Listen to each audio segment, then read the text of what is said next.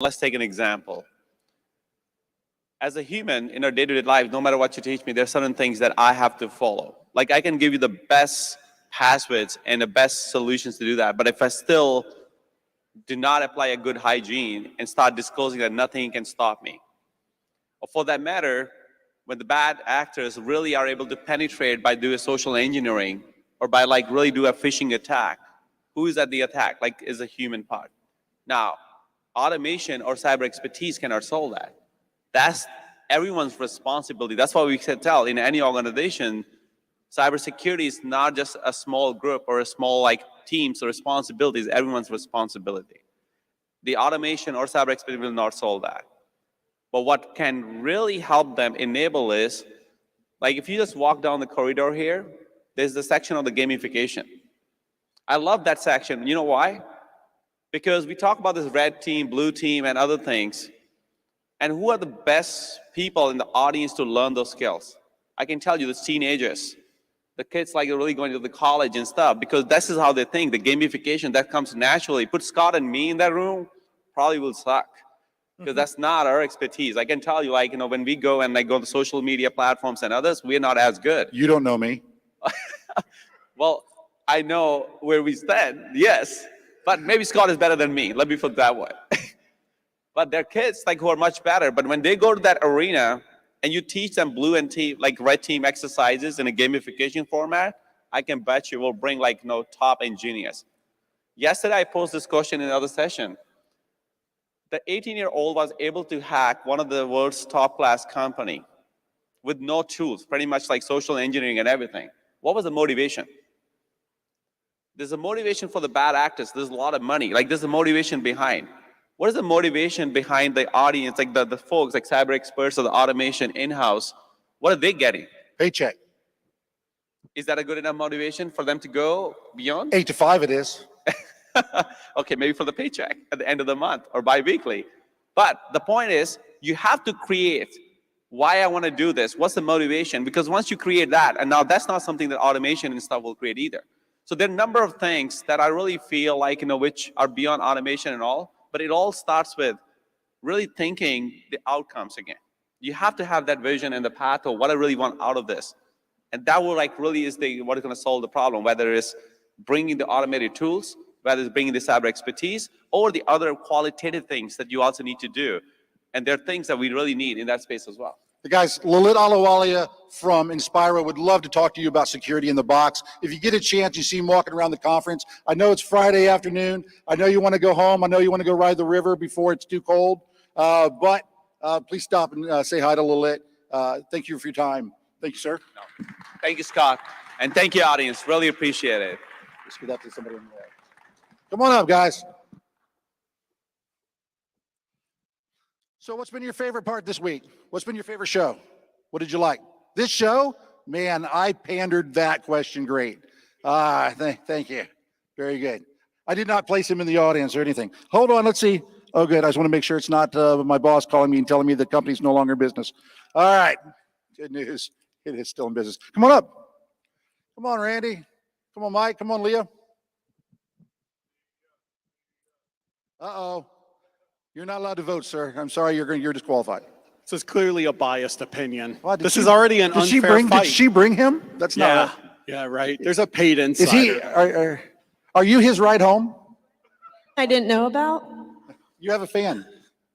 All right. Yeah. I think he's just excited that we've had a woman on stage. Ah, there we go. All right. Hey guys, we've already talked about Synthesis Project and what we're trying to do. I do want to talk about CISO XC. I'm here helping them build their company. CISO XC is primarily in Dallas. He was one of our co-founders of CISO XC. They run very large conferences up in Dallas, a DFW SecCon. So if you're used to Hughes SecCon, working with those guys and bringing DFW SecCon.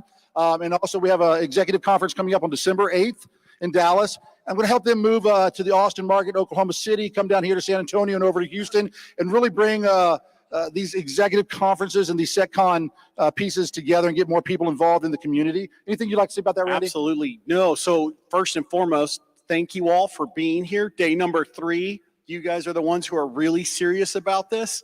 Everyone else checked out on us. Thank you guys for being here. But no, with CISO XC, and thank you, Scott, for helping us to continue to do this. We're all about building that community back. So during COVID, during all of this, we were all at home on WebEx.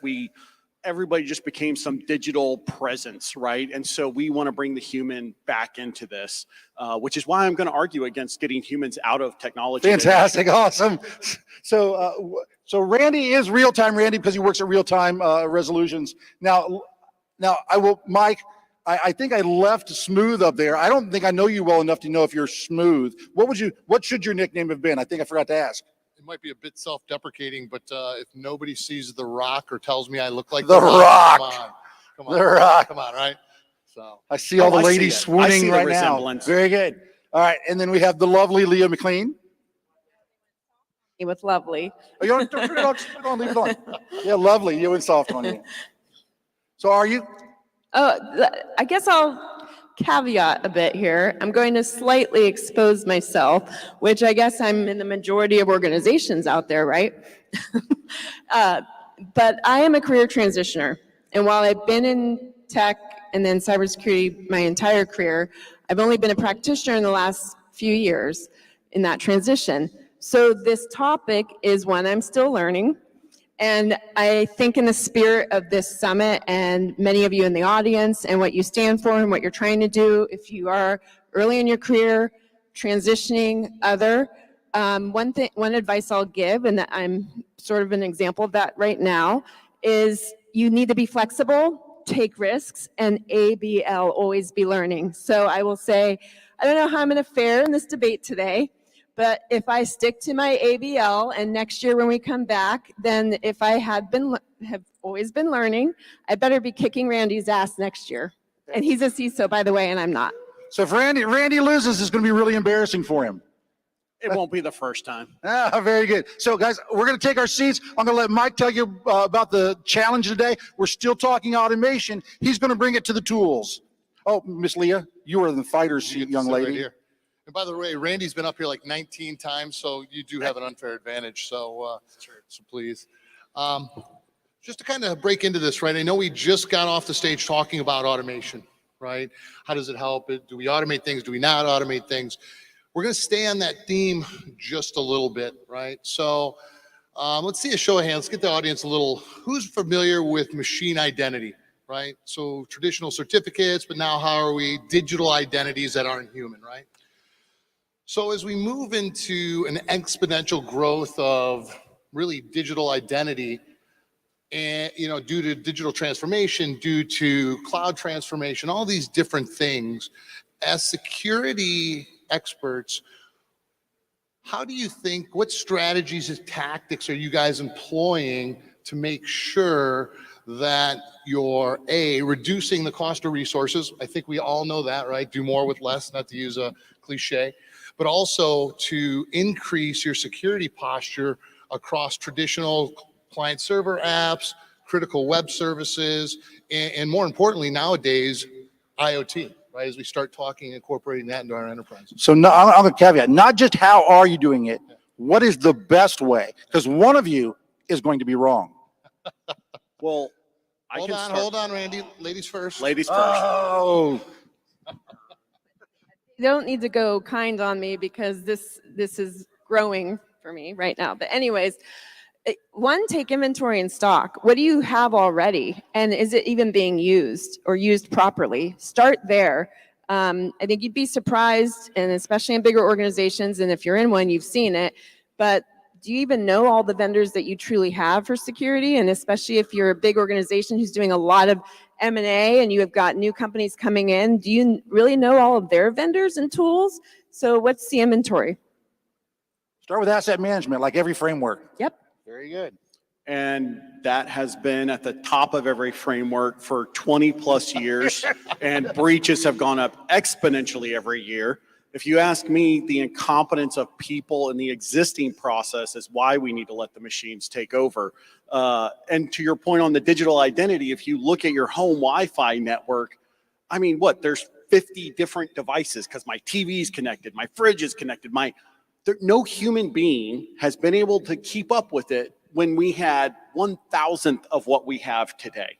And it's only going to continue to get more exponential. And that's why we need the automation. We need the machine to keep track of all of those identities, all of those digital assets, because you just having a human being, a bean counter walking around trying to count everything just isn't going to work anymore. Well, I got a challenge for Randy. Now, Randy, I didn't realize I had an open Wi-Fi network recently, and the weed shop next door was downloading porn over my Wi-Fi at 2 a.m.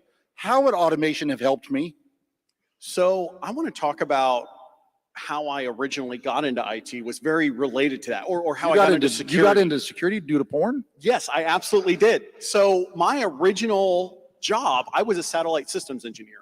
I went to the fine University of Texas. Thank you for supporting us here today. Ooh, I was an electrical engineer, worked on satellite systems. The main impact to our downtime was people going to porn sites and gambling sites and downloading malware.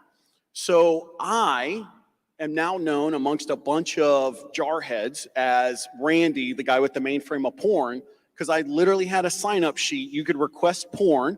I would download it, scan it, put it on a network share. You came into MWR, you could put porn on your laptop and go watch it back in your room. So that was a whole thing I did. for the Marines. Really it was as a contractor. So it was Marines, Army, Navy, Just them. Okay. We're in an Air Force town. Let's leave it where you left it. Okay. Oh, that's perfect. Good, Mostly the Air Force was the problem. So, So hold on. So You just lost. So Randy truly is for automation, right? He doesn't want two humans involved in anything, it seems. that's very true. So, I mean, if I can self-support, why not? You got to challenge him a little bit further. Actually, before you even challenge, how about you just counter Mr. Randy here? Let's just take a step back. And you mentioned earlier, well, for 20 years we've been doing things. Yeah, because unfortunately we still have mindsets out there that place too much trust in machines on the networks, and they cannot, or they connect to the other networked resources, right? And without human intervention or basic authentication, the machines are getting compromised through machine-to-machine pathways. So we still have to take that step back and talk about awareness, right? First and foremost. I mean, how many of you know your certificates and keys and digital assets? Are any of them old or hard-coded? Raise a hand. Well, I know that my CIO came to me, that one of our certificates expired on a web server. I mean, everybody's familiar with the SSL certs, that a certificate expired on the web server. And he came to me the next day and said, "Is that you or me?" The CIO came to me and said, "Am I responsible for certificates or are you?" I said, "I'm responsible for the standard. Your team changes them." Yeah, so we don't know. For the awareness then, to change those mindsets. Well, and those hybrid understanding. functionalities, we still have to, it's an agreement, right? That's what I teach my classes is when there's a hybrid function between IT and security, you have to negotiate accountability, but somebody has to be accountable. Can we talk about how that makes the point? You're talking about two human beings arguing about who should do something. If that function was automated and the server updated its own cert and just did it automatically, you wouldn't have to have the argument. we'll get into So, that later. so you don't have some basic agreements, first of all, between IT and security, but then you're going to go and implement a new tool for I think- automation? So you're saying Enough said. automating things we don't already have plans for manually. Just let the machine do it for you. I seriously, Skynet. dude, we always talk about privacy, right? It's this huge topic, all this data Amazon and Google do. I worked as a security architect for Experian previously. We had this whole decision sciences model, which helps marketing revenue decide when you need diapers, right? And you're like, I'm not even having a kid. And then you call your wife and you're like, are we having a kid? And she's like, I've been trying not to tell you. Somehow Experian knew before we did. So honestly, I am pro deliver me my protein powder before I even know I'm out of protein powder. So let me ask Leah real quick here, right? So let's throw a spin on this a little bit. And not to use yet another cliche term like cloud, but I'm going to use the word, now I lost the word. See, it's so cliche, I lost the word. But zero trust, right? How do we throw zero trust in here and include humans in the process? Well, can we go back to cloud for a Sure second? you can. Because You can go wherever you like. when you think about the automation tools and SaaS, APIs, integration, some of them are born out of cloud. The cloud providers some of them have admitted, or you see it each week, Patch Tuesday. They don't always have the best security. They are definitely admitting to growing their partner ecosystem to get more and more partners to help with that. So then back to automation and those tools that are driven and born in the cloud. And again, we have humans who maybe they grew up in an era where do they now know cloud? So you still need to bring those humans back in and back to the awareness, the skilling, the proper upskilling and training.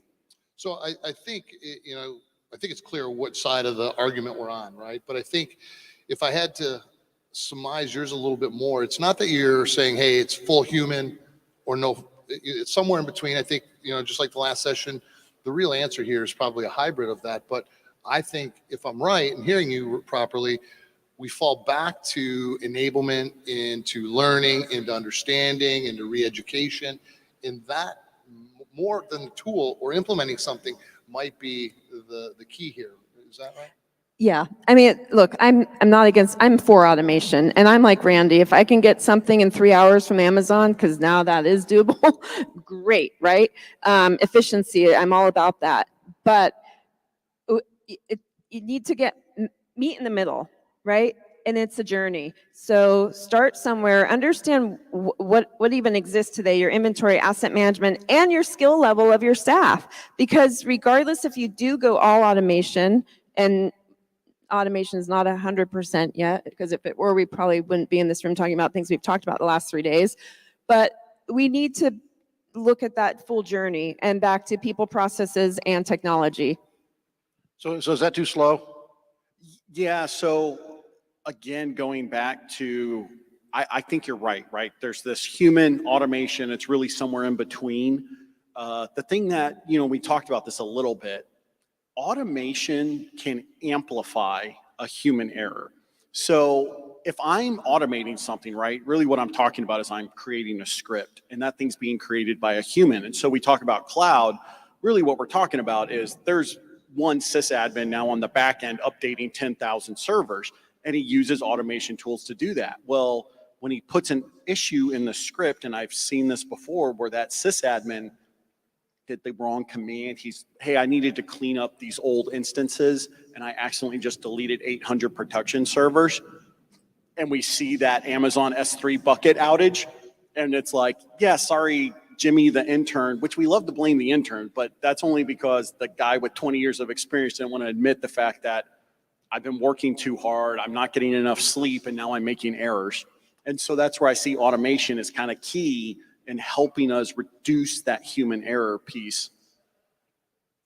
I agree with that. But then I also wonder if that same person who made that error that you caught by automation, could you use that person's skill sets and capabilities to still help with other areas within your team so that you're not getting folks that are burned out and you're still being able to do your strategy and be more strategic and not all tactical? And if so, then can you pinpoint where does he need to go and have certain awareness, training, education? And then does that amplify across the entire organization if you're in a non-cybersecurity first company? So both of you just made this a debate on resource allocation, utilization, and skill sets. So automation isn't a decision between whether it's valuable or not valuable. It's whether or not you have enough people doing the right thing with enough time and having the capability of doing it. Yeah, and I think what I'd add to that a little bit, and I'll talk about this a little bit later, I think, but really a big part of this is how do we push things out of the middle and out to the end user, right? Because those generally are the most unaware, uneducated on some of these practices. So how do we find systems that have the ability to give us the right options at the same time? So if we pick a bad option, it's not a disastrous option, right? So how do we do that? And I think that's kind of what we're talking about here. I am, Do you feel challenged? I was going to say, challenge them with that. But do you, no, honestly, challenging. I I'm mean, quite shaking the his head. opposite. I think about those users going and downloading that malicious stuff. And that's where I think, right, you need to use the automation to try to prevent it before it becomes a bigger problem. Download it to your mainframe. Yeah, exactly, right?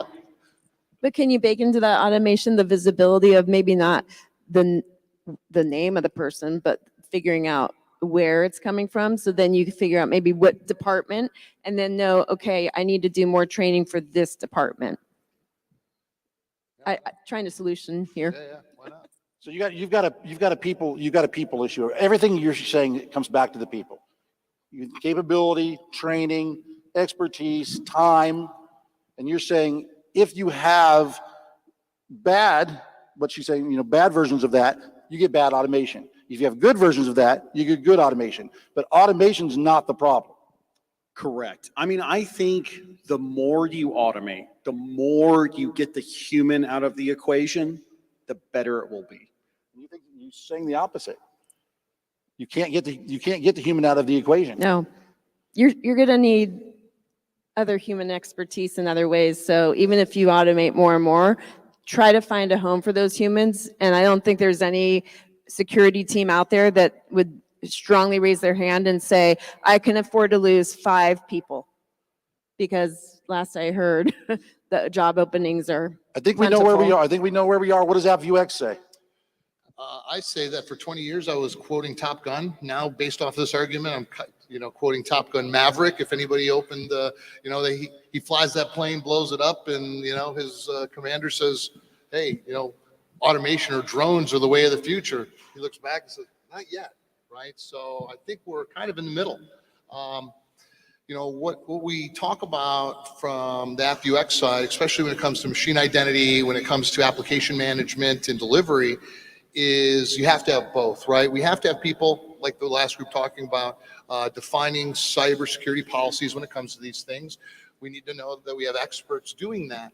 But then when we let that job go, those guys can step back and then just assess based off of visibility and reporting, not on a daily basis, but on a weekly basis or an alerting basis, that things are maybe askew, right? And that's why we allow to automate to the nth degree, so completely hands off, all the way down to the user, where we can automate the renewal certificates, but I can also build out self-service portals and catalogs. So now somebody can go push a certificate or deploy a new application, and all of the parameters are set for them. So they can't pick a bad, solution.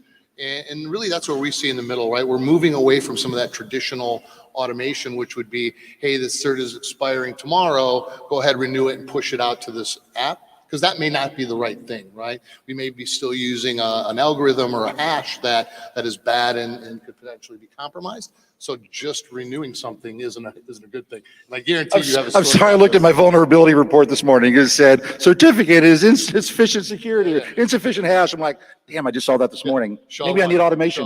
Show one. You know what's interesting? So I think about that, right, with the people. And you look at someone who never changes their password, and now that password's been hashed with a really weak hashing algorithm because they haven't changed it for 7 years.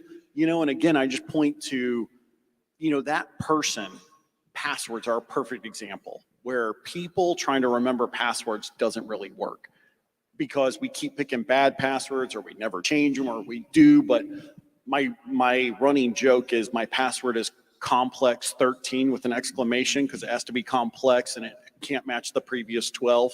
And so that's my running joke. But again, I think about if the person didn't have to authenticate, if I could just know who that person was, going back to that identity piece and how do I tie that in? And I think the only way you get there, right, is by implementing a good amount of automation. Yeah, and last piece I would say on this, right, I think to Leah, your point is we want the staff that we do have, we want them learning, we want them continuing to grow and contribute to our security posture, not trying to force our security posture, right? And we allow those things to happen. Just was talking to a customer the other day. They have about 250,000 certificates organization-wide. They have 7 people all day, every day, manually managing their certificates. And I go, are these just, are they, day workers, right? Type of thing. And they go, no, they're highly skilled security guys or ladies, people. And wouldn't it be great to free all of them up, right? So 7 new heads essentially. And then, that's a big piece. yeah, and I want to just add to that, the person who makes the mistake on the password, we all fail at some point. How do they recover from that? And how do you help them not make the same mistake again? And then they're growing and skilling up and becoming better and better, so they're great for your team. And then now when you do start getting more and more automation and you look at, okay, now everyone's trying to automate risk assessments for on-premise, but now you've got cloud. Now let's bring them in. How do you automate that? We're not there yet. Hey guys, I want to thank Michael Turner from AFUX for being here. If you want to talk about automation for your 250,000 certificates, you have a bigger company than I do. Then by all means, stop by and talk to Michael Turner. If you just want to take a picture with The Rock, he will understand that as well. But for now, let's get our defendants up. Here we are, everybody. We're going to vote for automate it if you can automate it, but your people need training. Automation. You need your time back. Take your time back. Train your people. Let them do it. We need people. You are all people. All right. We pushed Randy off the stage. Here we go. Very good. Congratulations, Leah. Thanks, everybody. Thank you, Leah. Go, Leah. Thank you, Mike. Thank you, Randy. Thank you, sir. All right, guys. That's it for our shows at this event. Please come see CISO XC in Dallas or Austin or San Antonio, Houston, Oklahoma City, Phoenix, whatever we have a show. Come out to CISOXC.com. Come be part of our debates, our executive roundtables, our speed dating, and we're happy to share some wisdom and expertise with you. You should be all getting a magazine in your email with the expertise and wisdom we had in the shows this week. Thank you for your time. Have a great week. Have a great weekend. Bye, everybody.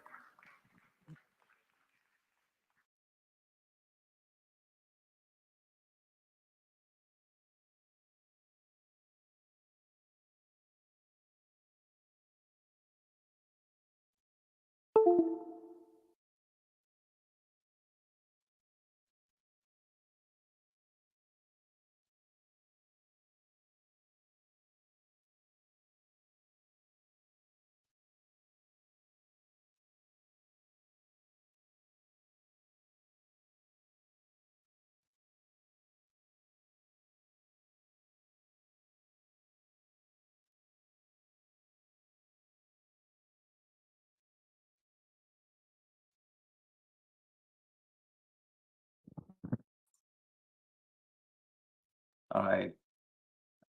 Well, we are here with Caleb today, who's a cybersecurity major graduating class of 2023 in the School of Computer and Cyber Sciences in Augusta University.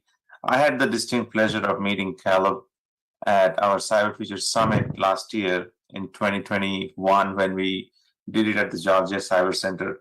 And there are quite a few students there, which we're very happy to see.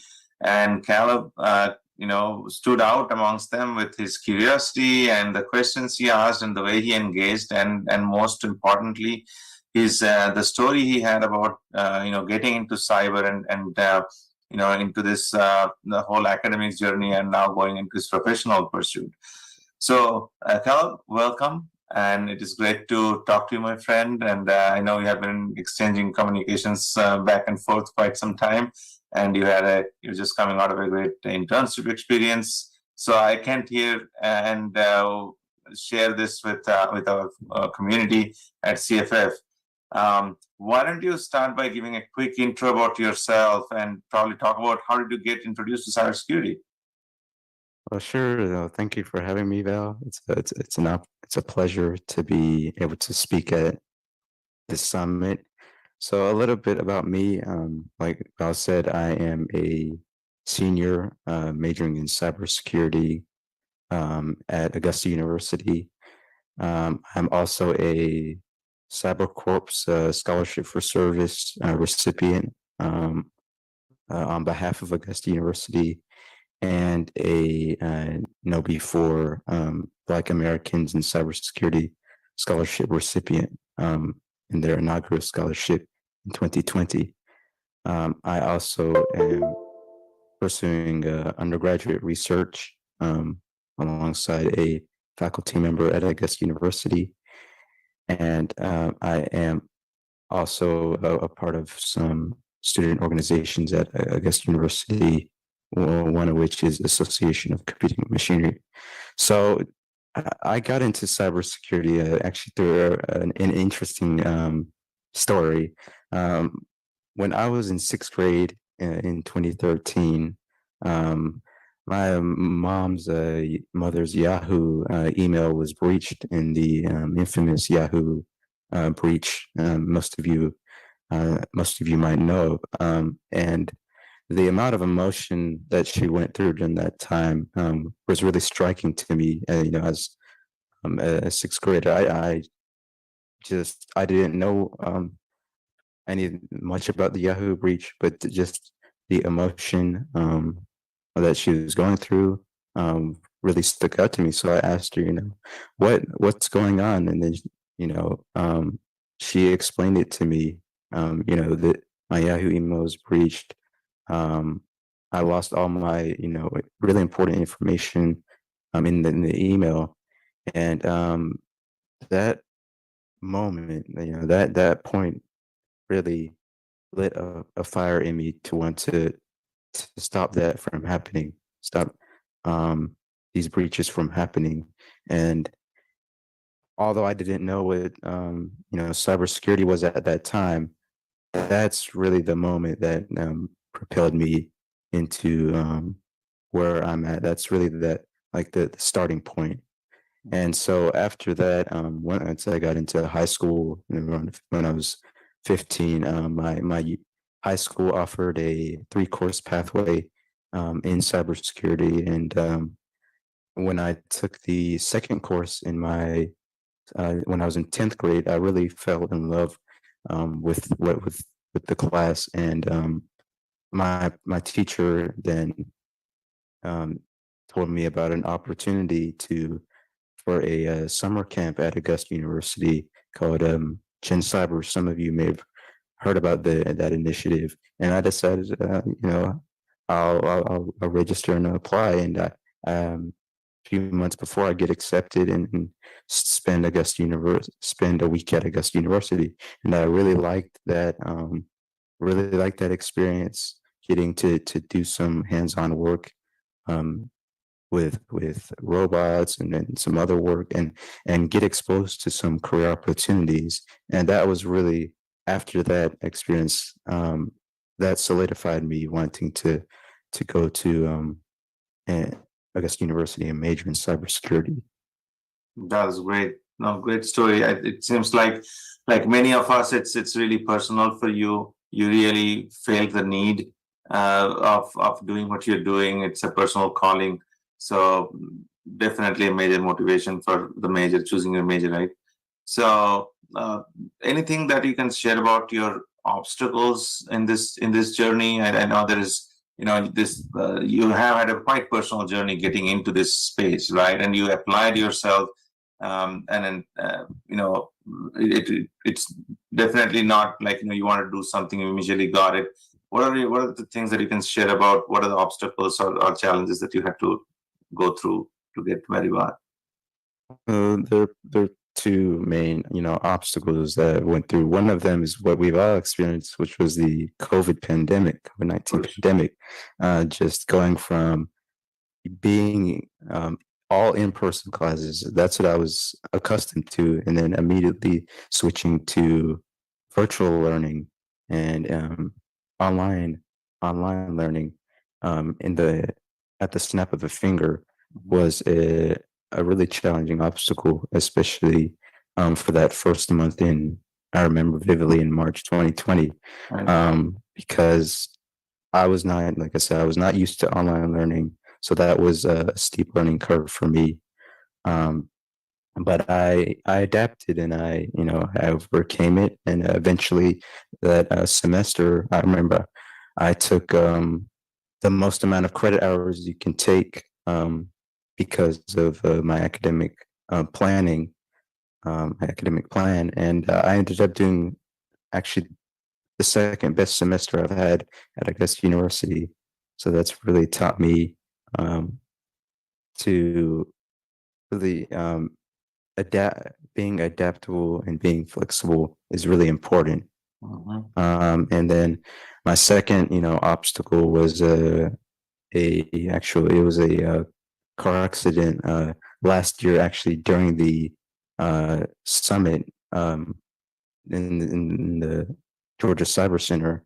It was a sudden car accident, and that was that was my first experience in an accident. And through the help of my close friends, family, and some other staff, I was able to get back up in about a month and get everything taken care of. So that really not only taught me about just being flexible, just understanding that these things will happen, and you'll have to go through them. So a lot of this the obstacles were resolved through um, help in my support system, and just belief, every day, taking it day by day, that I can overcome it. That is so moving. I think between the collective experience of hardships we went through COVID and your personal challenge recovering from that accident, and then still being able to be who you are and give yourself fully. How do you stay motivated? I mean, through all this, as a student, there are so many distractions. I see my kids Right. growing up, and there's so much stuff online, and but I see you're very focused. And is there something that you want to share with the other fellow students and even older professionals? How do you stay Right. motivated? You know, the major influence, major motivation for me is, my religious, affiliation. I'm personally a Christian, and the advice that I get, that I get from the Bible has really, at least since the pandemic, has really changed me into being focused on my calling, and just being focused and staying away from distractions. So that has really made me really been the foundation for my motivation.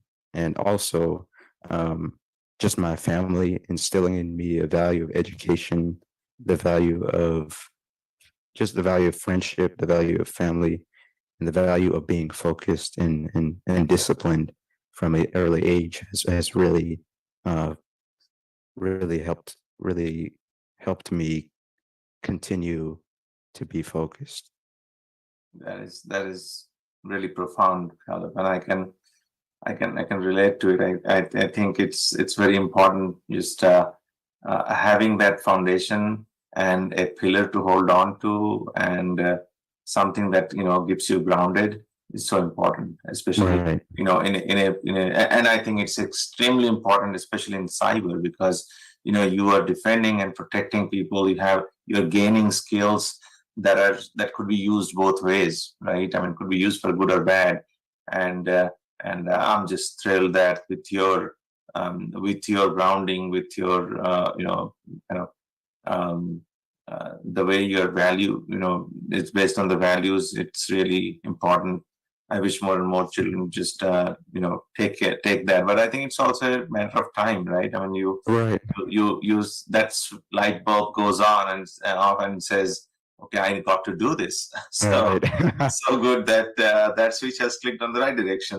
So any major influences you can share with us, Caleb? I mean, anyone who has specially influenced you, both maybe professionally or personally, towards your career journey? I'd really say I both of my parents have really influenced me. They're both from Ethiopia and East Africa, and they immigrated here in the early 1990s, and just understanding what they went through just to get to come to America, all the obstacles, challenges, setbacks that they went through really has really been not a major motivation, but influence in me to really um, not take for granted what I have here and really um, just cherish what I have and make the most of what I have. So I'd say my parents are really major influences for me. Wow, that's great. That's great.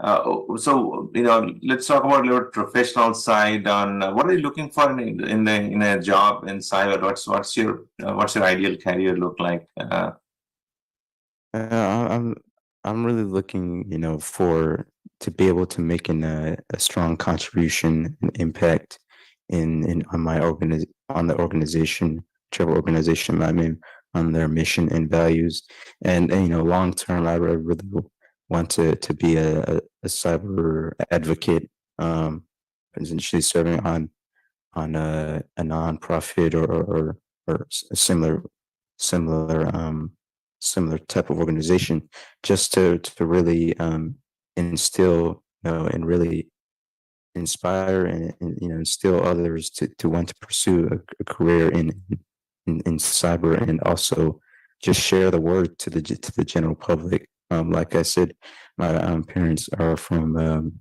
Ethiopia, and I would love to be able to help their community, especially in in sharing and and sharing my expertise that in the future. So that is really what I'm looking for a job. Very good. I think there are many opportunities now that you have the skills and you'll gain more. I'm sure as you Right. will, and you'll get more people working with you and sharing that knowledge, the resource, and the expertise that you have to protecting what means most to you is the best that you can do, applying the skills that you learn. Right. And being an immigrant myself, I can really relate to maybe what your parents have gone through. Everybody's story is different, but I am really, really, touched by the fact that you have learned not only through your own challenges and hardships, but also what your parents have gone through and applied that to build yourself into this solid, young man, which you are, Yes. and I'm sure, to bring to the industry, right? So, Right. what's your advice for fellow students who are going into this journey, cyber, otherwise? I mean, how do you see more young people like you can join this industry and keep them motivated to the way that you are? I have three pieces of advice that I would say that for fellow just fellow cyber students. I'd say